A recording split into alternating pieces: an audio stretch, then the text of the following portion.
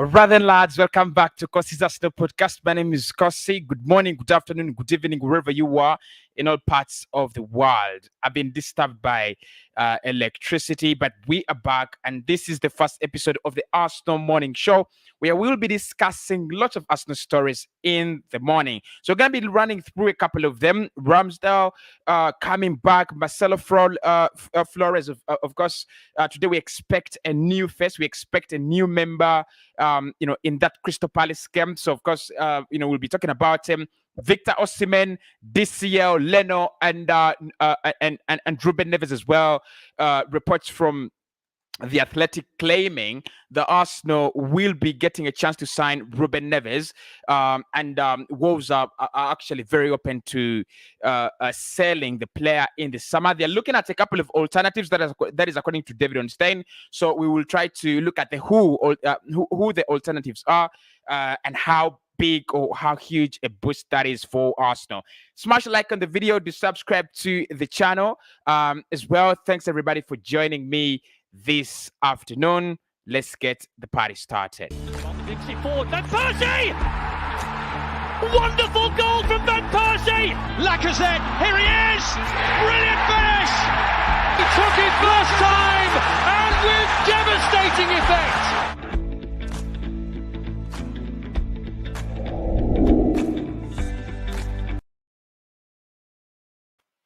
Right, lads, let's start off with Aaron Ramsdale. Now, yesterday, Mikhail was speaking to the media. Actually, yesterday, but one will do his press conference today and reaction. But he was speaking to the media yesterday, and he was asked about Ramsdale and how he feels, and whether there is a possibility of him appearing today. And he said, "Look, the player is still not okay. He's not yet there. He's not yet at that level where we want him to be. But he's he's becoming better and better." So today it's been reported that Aaron Ramsdale will make his return, or will actually come back on the 9th of April. Now, if you look at our fixtures, we have a game today against Crystal Palace. I thought he would actually make it. That's why I put him in my predicted lineup yesterday. If you watch the video, I put him in my predicted lineup, but he didn't. He's not gonna make it. So we're going to see Leno actually today in goal. So that means he will be available for the next game. That is on the 9th of April. That is over the weekend as we take on Brighton. Huge miss for Arsenal, for me, against Crystal Palace. He's one of those players that, I mean, he just gives you that kind of security, just gives you that kind of guarantee when he's in the squad, when he's in the team, you just feel secure. Look, and that doesn't mean Leno is a bad goalkeeper. It's high time we started trusting Leno. It's high time we started feeling like we have two very, very good goalkeepers. Honestly, if you ask me, how many clubs do have the goalkeeper quality the Arsenal have? Leno backing up Aaron Ramsdale. Ramsdale is kind of a very, very complete goalkeeper, especially in terms of modern football. But Leno, despite the fact that he's got his shortages, I still feel like he's a decent goalkeeper. He's one that can win you the title if you have a very, very good defense. I don't think he can cost you the title.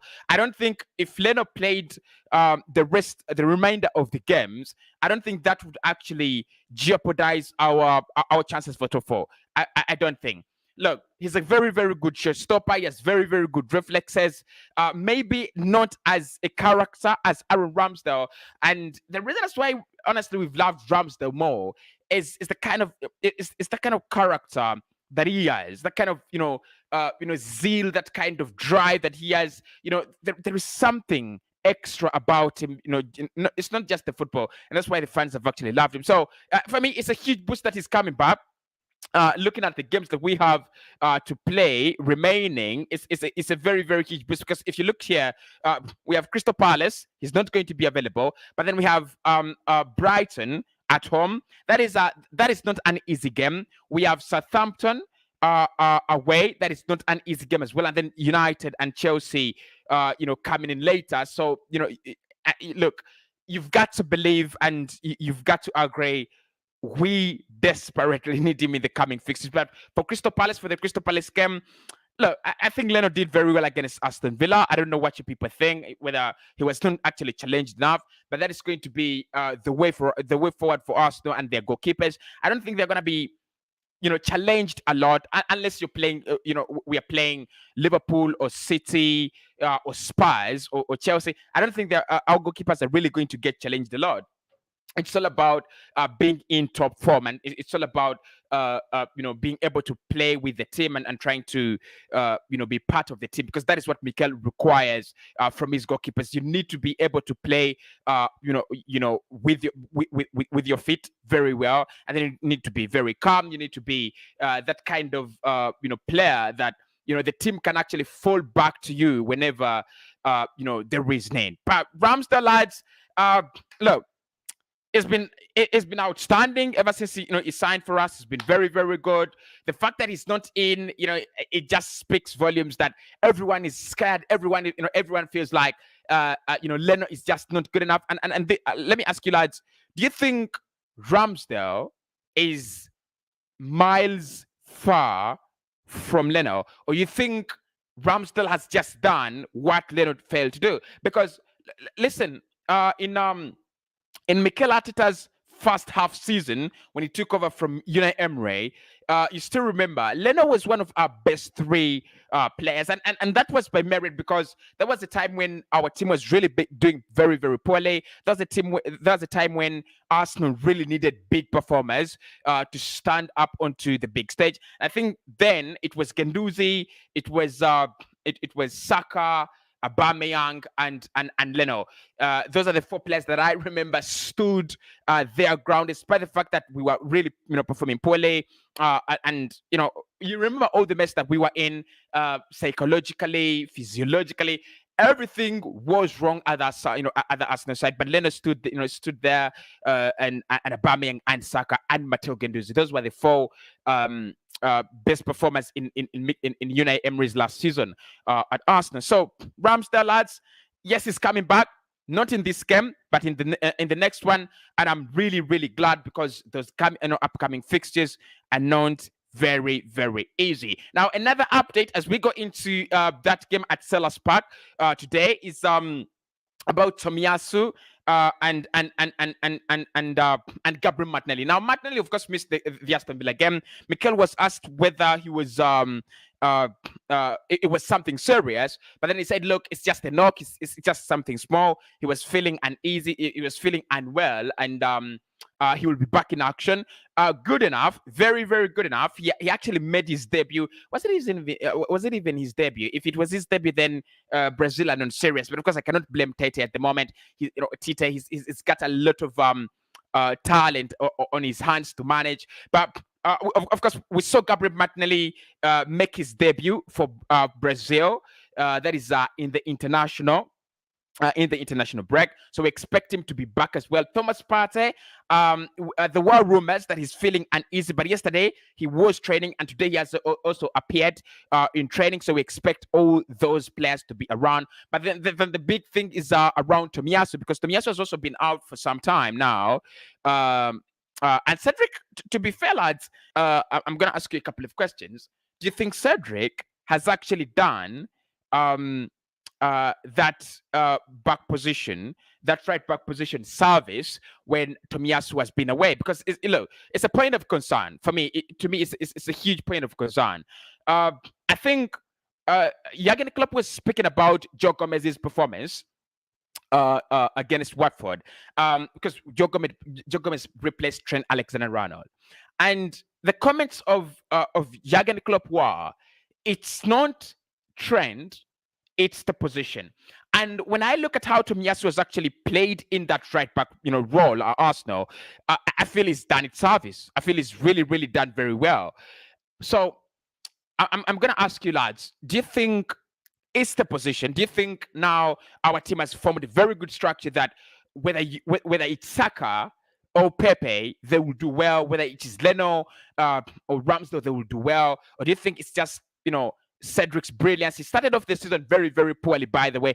very poorly, against that, in that Manchester City game. And I think ever since then, many Arsenal fans have, just developed that kind of mistrust and distrust against him. I think he's really worked his way up. He's been very, very phenomenal and key in the recent games we played without Tommy. So Tommy is back.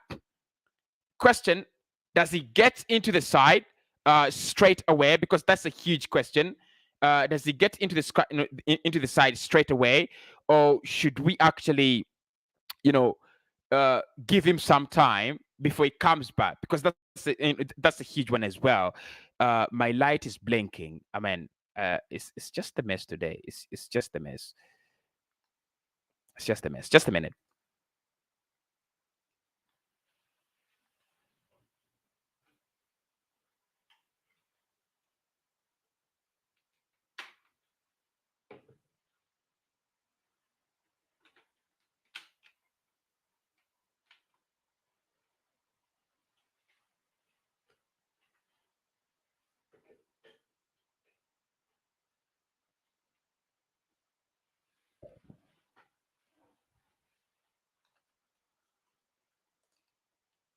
Right. So I've changed the light. I've changed the light battery.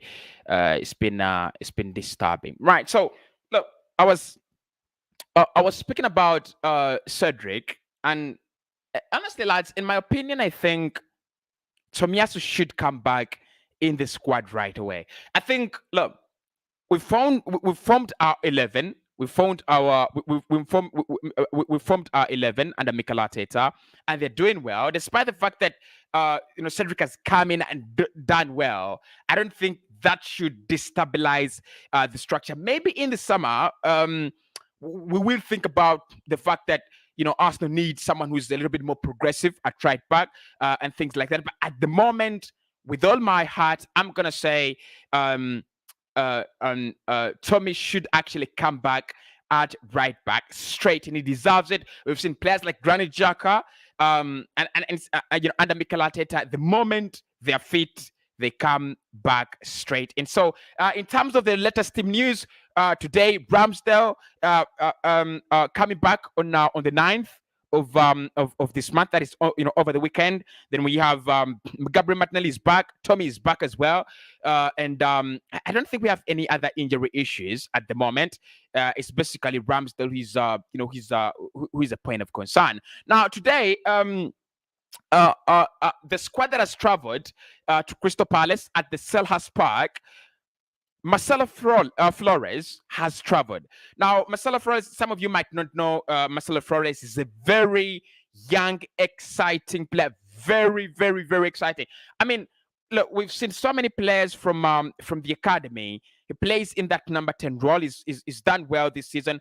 Appeared in he has made 18 appearances in all competition for Arsenal. That is under 18 and the EFL Cup and all those competitions. And he's actually scored 10 goals and 3 assists. Mikel Arteta has decided to reward Marcelo Flores with a start.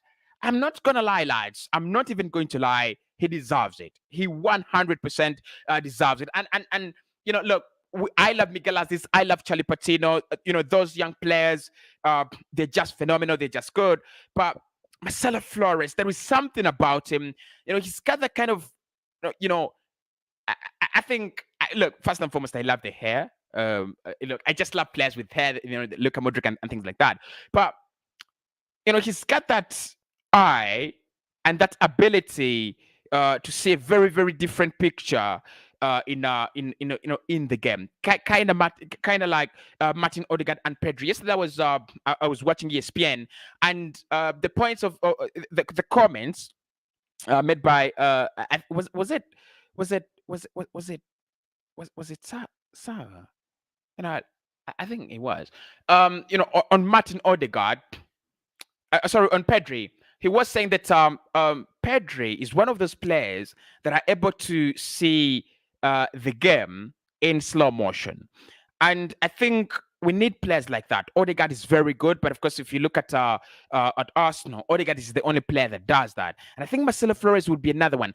One good thing about him is the goals. A number 10 that has scored 10 goals in 18 appearances with 3 assists.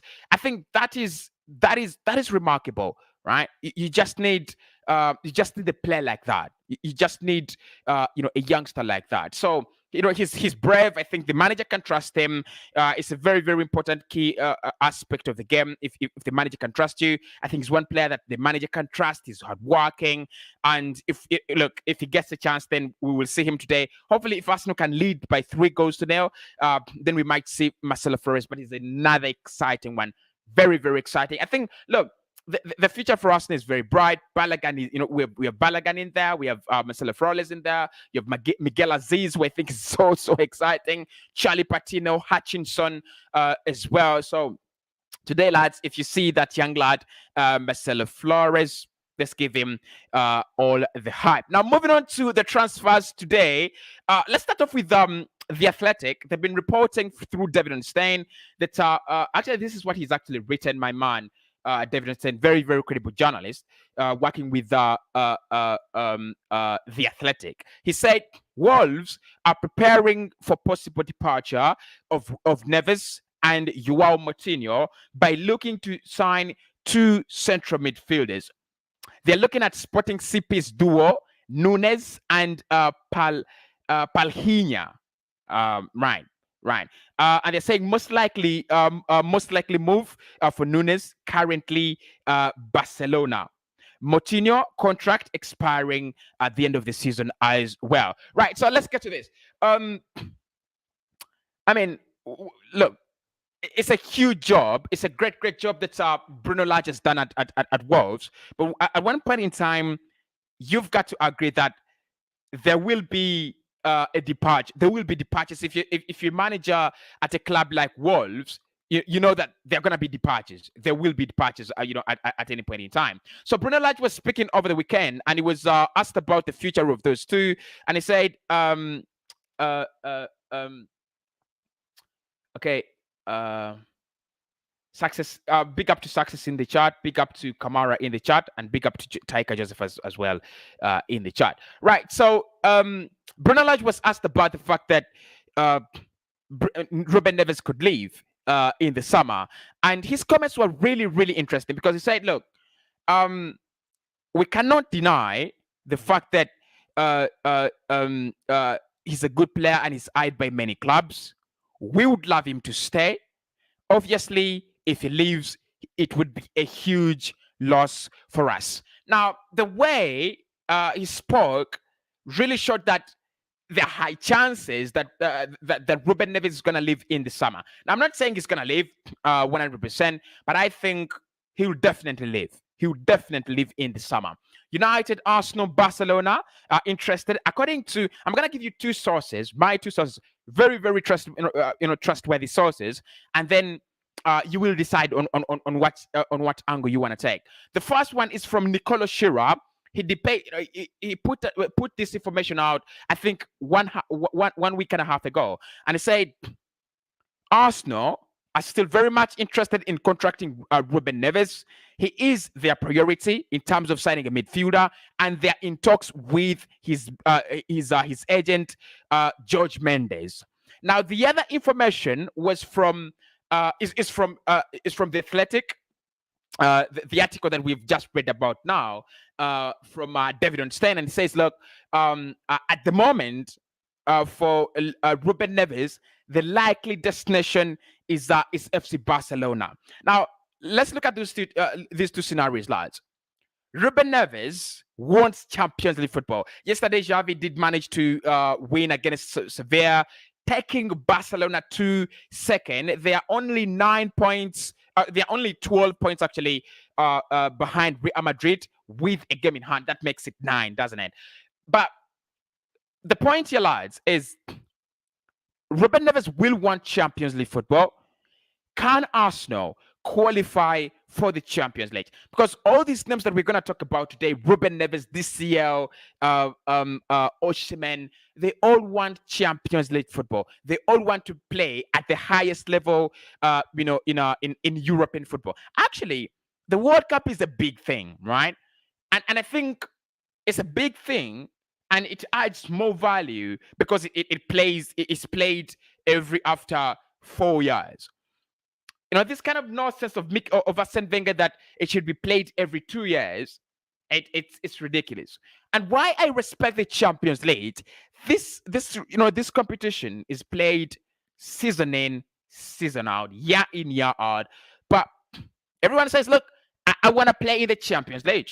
I want to be there.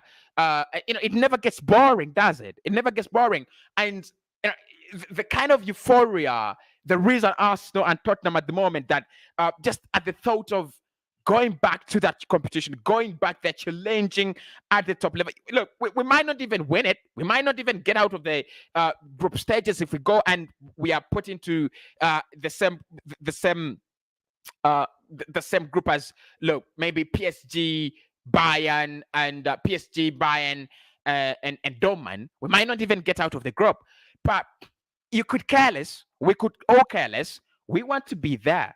We absolutely want to be there, and that is the point, right? We want to be there. So Ruben Neves wants Champions League. Barca can provide. Arsenal maybe can provide if we can consistently pick up points and where we can, and lose those when that are necessary. So Champions League football, I think both clubs can.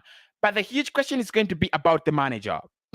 Xavi, what he's done there at Barca is interesting. But of course, Barcelona have signed Frank Cossy there. I'm not really saying that that is all, because they will need more. I think Cossy comes in to play in that, to play maybe alongside Pedri. And then a player like Ruben Neves would be the next Sergio Busquets. I think he's got the ability to do that, to be the magnet for Barcelona. Obviously, they need a magnet, someone to always receive the ball, because that is what Sergio Busquets does, receiving the ball. That is his role. He's always there to receive the ball, and then so that transactions actually take place, within players. So Ruben Neves, look, Mikel Arteta loves him so much. He loves him very, very much. There is no doubt there. As reported by Nicolo Schira, we have held talks. We are in talks with Judge Mendes. And this is not the first summer that we will try to get him. Even last summer, we tried, but we failed to pay the 45 million that they were asking for. So we are hoping that, because I don't know how the price is going to reduce. He's actually been better. He's performed better this season. He's actually become better. So I don't think that I don't think the price is going to drop. But honestly, lads, Ruben Neves is a wonderful midfielder. I think as Arsenal think about all the other positions, as we think about a central midfielder, as we think about Tielemans, as we think about anyone else, Ruben Neves is remarkable, especially when it comes to the idea of a team having possession, keeping the ball, and just securing it. I think that is one of his greatest attributes. This season, I think he has around 3 or 4 goals, and then around 5 assists. So he's not one that is he's not that kind of Jude Bellingham kind of player that is fancies a lot going forward and creating chances from deep positions. But look, I'll take him. I'll take him all day long. So the fact that Wolves are preparing for his departure means Arsenal stand a chance. Can we beat Barcelona to his signature? That is what we shall all be waiting for. Long time, Cossy. Long time to you, Fofana. Look, I'm back. Don't worry. Teka says first goalkeeper is to play. Then Eric says, hi, Cossy. How are you doing, Eric? Hope you're doing very, very well. Of course, don't miss, lads. We will be having our live streams 10 a.m. in the morning. We'll be having a live stream. We'll be having a live stream at 3 p.m. In the evening. And then we'll be having a live stream at exactly 9 p.m. in the evening. 3 live streams on a daily basis. So make sure you do tune in on a daily basis. Right. So moving on to the other stories is Victor Osimhen. Right. So I spoke about Victor Osimhen yesterday, right? Didn't I? Yes, I did. And I said that he was not for sale. However, what Napoli have done, they've gone, we cannot keep you if you do not want to stay. However, there are high chances, and there is a lot of confidence in Italy that the player would want to commit to a long-term future at Napoli, right? But he would also fancy thinking about options elsewhere. So yesterday, reports came out that Arsenal will be willing to go for the 90 million move for Victor Osimhen. 90 million for Victor Osimhen. Still very young. He's a prospect. He's young. He's a prospect. I think if you think about anything in a good striker, Osimhen is. He's a very, very young, good young striker. I think in the Italian Serie A, if I rate Vlahovic up there, I think I rate him next. I don't know. I mean, I rate him. They're the likes of Scamacca there. They're the likes of Murata, Andrea Bellotti. But look, personally, I don't rate Bellotti. Scamacca, I've not seen him so much. I've not seen him play so much. Honestly, if I'm not going to lie, I would definitely take Osimhen. I would definitely take Osimhen. But 90 million, that is where the question is. 90 million, is he worth all that? Right? Is he worth all 90 million? Huge question. But Arsenal, Arsenal are ready to pay 90 million for Victor Osimhen. What do you think about that, lads? What do you think?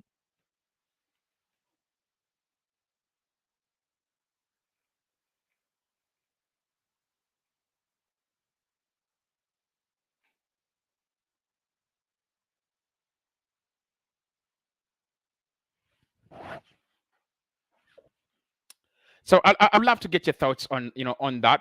I'd love to get your thoughts on that. What do you think about Arsenal going for 90 million for Victor Osimhen? It's a crazy deal for me. It's a crazy deal, but he's a good player, very good player. Arsenal 3-1 today. Thank you so much, Wycliffe. And says, hi, I'm Wycliffe from Uganda. I prefer DCL. We're going to be talking about DCL just in a minute. My lights, I think I didn't charge my batteries so well today. This one says, prediction on today's match. I think we are going to win 2-1. Right. So the other story, the last story that we'll talk about is DCL. Now, DCL is in the news for quite some time. And I think until we sign a striker, he's gonna be there. This is an exclusive from Killer News, and they've said Dominic Calvert-Lewin wants to leave Everton in the summer. He believes the club isn't matching his ambitions. He's very keen on a move to Arsenal, right? So I think with Dominic Calvert-Lewin, it's more like Dybala. It's more like Rashford. It's more like those two, right? Those two, because I would have said Joao Felix, but I think Joao Felix is settling well at Atletico Madrid. Is having a very, very good season, so they could choose to keep him. But with Dominic Calvert-Lewin, it's going to be bail. It's going to be bailing him out. He's going to look for a club that bails him out. I think that's going to be the point with Dominic Calvert-Lewin. And if you think about all and whatever is happening, Everton, I'm sorry to say this, but Everton might go down. Everton might go down. They lost yesterday. They lost another game to Wolves 2-1. I thought they had done well in that game, but they lost another game. Calvert-Lewin came back for them. He's back in the squad after a very, very long time injury. But can they survive? I think that's the question they'll be asking themselves. Can we survive? Can they survive? I don't think they can survive. I don't think. Look, they're so poor. They're very, very poor. And this is not about Frankie Lampard and how people want to patronize. I don't think it's about Frank Lampard. It's about the team as well. Look, on the table now, they are sitting 3 points above relegation. 3 points above relegation. And the gap between them and Leeds, despite the fact that they have games in hand, is 5 points, right? So they desperately need to start winning games. If not that, then it's gonna be bad. It's really, really gonna be bad. Because if you look at the other clubs they're fighting with, the likes of Newcastle have just lost 3 games in a row now, but Newcastle have been doing well, and you fancy them to stay up. Leeds, I think, the new manager has done well. In the last 3 games they've not lost one. They've drawn 1 and lost and won 2, so Leeds look to be safe. So Everton need to sort themselves out with Watford and Burnley. I think Sean Dyche, despite the fact that they are down here, Sean Dyche is one manager that you can't say it's gone. You can't say it's over. Yeah, you just can't say it's over. It will be over when it's over. So if Everton get relegated, I don't see DCL staying with them. I don't see Richarlison staying with them as well. Yeah, I don't see those players staying. We need Lautaro Martinez. That is Jens Aya. Look, I spoke about Lautaro yesterday. I think we will do a comparison stream, trying to compare the big strikers that we are linked with, because we want a big striker. But DCL is no bad player. Look, I had my wrong opinions about him. I have rectified that, done a couple of research about him, and I think he's okay. I think he's okay. I think he's got the goals in him, because that's what I want, and then he's got that kind of effect that can impact the team. I think it's high time he moves on. Everton, if you're talking about ambition, Everton at the moment, I think they've lost the identity of them as a club. Everton, the Everton I grew up knowing, is that Everton that could challenge Arsenal, United, Spurs, in every game. Like, you could think they're title contenders. They were never title contenders. I've never seen them in a title race. I'm not that old, but I've already seen them under David Moyes. I've already seen them, they had acquired that identity, that status of you could even call it a royalty status, but now it's gone. And I think that is what Richarlison, DCL, and the other lot will be looking at. They will be looking at an Everton that has lost its way. They have lost the factor of who they are, where they want to be, what they should be. They have lost that. So DCL coming to Arsenal, look, I think it's one move that would be easy for us. There isn't a lot of competition, unless Manchester United poke their nose in there because they need a striker as well. But it's one easy move. It's one easy move. But look, I'm gonna call it a stream. But look, I spoke about Romelu Lukaku in one of my recent videos, and most of you told me, Cossy, don't talk about Romelu Lukaku. I'm gonna tell you why I think Romelu Lukaku would work for Arsenal. Michael says, hi, Cossy. I think we need Ruben and Darwin. Okay. Darwin is a good player. Darwin Núñez is a very, very good player. Both of them are fantastic players. Thank you so much, Michael. Jensaya, would you take the penalty? We should take the penalty next. Who should take penalties next year if Laka is gone? Okay. All right. Who should take penalties for Arsenal after Laka is gone? Well, that's a question. That's a good question, because I've not seen many Arsenal players take penalties. It's always been Aubameyang and Lacazette, hasn't it? Saka, no. I'm going to say Gabriel Martinelli. I'm going to say Gabriel Martinelli. You know why I'm going to say Gabriel Martinelli? I think Martinelli has got the confidence. He's calm, but then he's ambitious. I think all those you need to take a penalty. You need to be calm, you need to be confident, but you need to be ambitious as well, so that you score the penalties. And he's intelligent as well, because it takes some kind of intelligence. Look, there's some players that I look at, like Robert Lewandowski, and I'm like, wow, this guy, just scores penalties. Does he even ever miss? The likes of Balotelli and the others. But honestly, I think Martinelli, I would back Martinelli to take our penalties. What do you think, lads? I would back Gabriel Martinelli to take our penalties all day long. Absolutely, all day long. I'll back Gabriel Martinelli to take our penalties. I'll back him. Cossy, we are going to win 3-2-3. Thank you so much, Top. Thank you so much, Top. There in the comments below. Okay. This one says, Cossy, we'd rather go for Dybala and DCL than misusing 90 million. And Jensaya says, Jensaya thinks Odegaard should take our penalties. Right. Look, Dybala and DCL. Dybala is a free agent. My worry about Paulo Dybala is it's not the goals. It's the system and where he would fit well as a player. I want to do a video about him very soon, and I'm still doing my kind of research. Look, he's a very exciting player, but he's one that I've always known as a number 10. But if you look at the amount of goals he scores and the positions in which he finds himself in, look, you want to call him a striker, I think a false 9 would work very well for him. So it's one thing getting in a free striker who is not going to do the job. And it's another thing getting in a free striker who is going to do the job. Can Dybala do the job at Arsenal? Yes, he's been scoring the goals at Juve, and it's a good one. But can he do it? Can he replicate that at Arsenal and the system and everything? That is a question I'll answer in that video.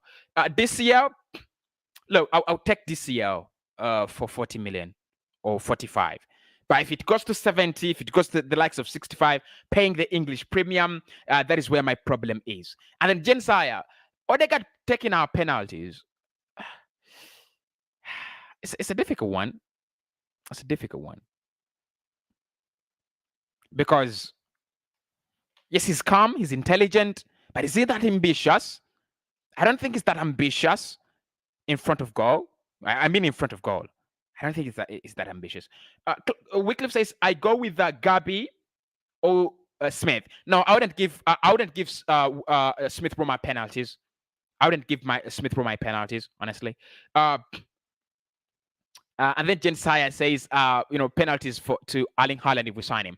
Look, Haaland, the whole talk around Erling Haaland was that if Arsenal go to Champions League, Odegaard could act as a broker, as a go-between.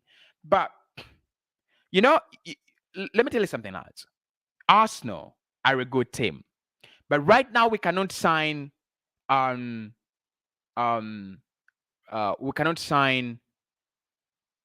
Messi. You know why? It's past our time, right? It's past our time. We had a chance to sign Haaland when he was in Norway. That was a chance.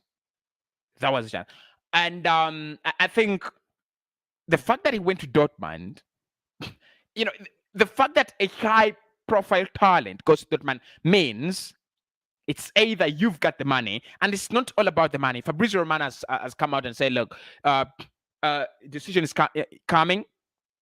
One thing that is going to determine where he goes is the money. Not to Haaland, but there is that 70 million pounds that has to be paid. There is that 40 million that has to be paid to the father. And I think around what? Another 30, 40 million pounds to be paid to Mino Raiola.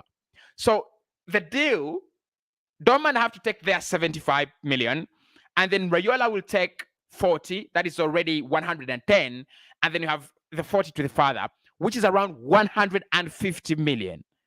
And then you have City that have a manager, because the manager, according to Romano, the manager will determine where he goes. So you have City who have the manager, you have Barcelona who have the manager, and you have Madrid who have a good manager.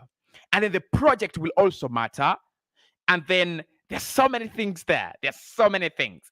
Haaland to Arsenal. I feel like it's past our time to sign him. I don't know if I'm wrong, but I feel like it's past our time, our time to sign him. Let me know if I'm wrong. Look, I could be wrong. I could be wrong. Right. Let me know if I'm wrong. Jensaya says, but he wants a project like Arsenal's. He wants a project like Arsenal's, but we are not the only project. Spurs are having a project like Arsenal's as well. There's so many good projects around Europe. City is a good project. Barcelona, actually, at the moment, if you ask me, what is the most exciting project in Europe right now, is Barcelona. They have a young manager who understands football better in Xavi. You look at the kind of players they have and the age and the quality and their knowledge around football. Pedri, Gavi in the midfield. You have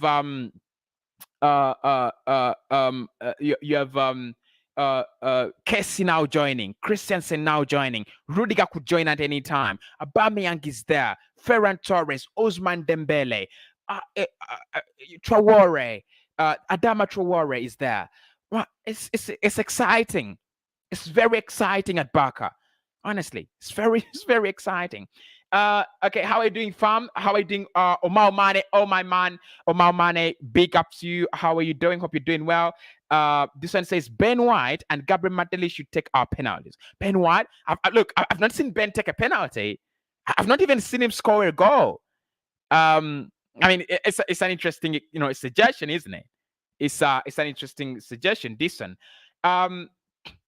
Fofana says Martinelli has great potential, is a great potential, and he has the ambition to win. I prefer him taking penalties. I honestly prefer, and I think he's finishing his top class. Yeah, he's finishing his top class as well. Jensaya says if we have UCL, we can give the same like Barca and City. No. I think if we have UCL, the money seems to be not a problem anymore at Arsenal, because now we are not going to sign in many players. We're going to sign in 1 or 2 in the summer. And trust me, clip this out. Arsenal will not sign more than 3 players in the summer. We will not, because I think it's going to be now spending huge amounts of money on less players rather than last summer where we spent huge amounts of players. We bought a huge amount of players on less money. Because for me, that was less money. It was not even 500 million. It wasn't even 500 million, was it? So in the end, lads, the point here is Arsenal want to get to that level where we can sign Erling Haaland. Look, chances are there. I think Vlahovic will move from Juve. I think he will move. Look at Dybala. Who knew that Dybala would move, right? And there is still a very, very good player in there. So I think Vlahovic will move. I think he will stay at Juve because he's 21. So he might stay at Juve for 4 years. 4 years. And then he will be 26. But could go for Vlahovic after 6 years. But for Haaland, for Mbappe, I think we are led, right? We are led. We had a chance to sign them before they became the players they are. Right now, Mbappe wants to challenge for them. Actually, no challenge. He's desperate to win the Ballon d'Or. Haaland is desperate to win the Ballon d'Or. And how do you win the Ballon d'Or? You win the Ballon d'Or by playing in a Barcelona side that has Gavi, that has Busquets, that has Pedri, that has Cossy, that has Aubameyang, that has Ferran Torres. Because they're able to challenge for at the top level. I think for Arsenal, we are still building, but we surely will get there. I think, look, we want now players that are seriously good, but we are still at that level where we need to sign players that have the potential to become world class. The ability to sign already made world class talents is not. We are not yet there. Still, we are not. I don't think we are already there. Okay. Josiah says, if we sign Lautaro or Osimhen, can he take the pen? Yeah, absolutely. I think Lautaro Martinez is good at penalties. I think Osimhen can also take. Look, I prefer my strikers taking penalties. You know why? I just feel like when strikers take penalties, look at Harry Kane. Look at Ivan Toney at Brentford. Look, your strikers need to take penalties to challenge for the golden boot. The more your strikers score, the more confidence they get, and the more goals they give you, and you challenge. So our strikers should be taking penalties. I can't lie about that. Katongole says, Cossy, Martinelli should take our penalties. Okay. Lucky says, Vincent Lucky says, we don't need Vlahovic anymore. Believe in time to come, he will flop. All right. But I don't want him to flop, though. I don't want him to flop. Right, guys? It's been a very, very, exciting interactive stream. We'll be doing this 3 times a day. Catch me live today, later, as we discuss Mikel Arteta's press conference. See you then. Forward, Van Persie! Wonderful goal from Van Persie! Lacazette, here he is! Brilliant finish! He took it first time, and with devastating effect!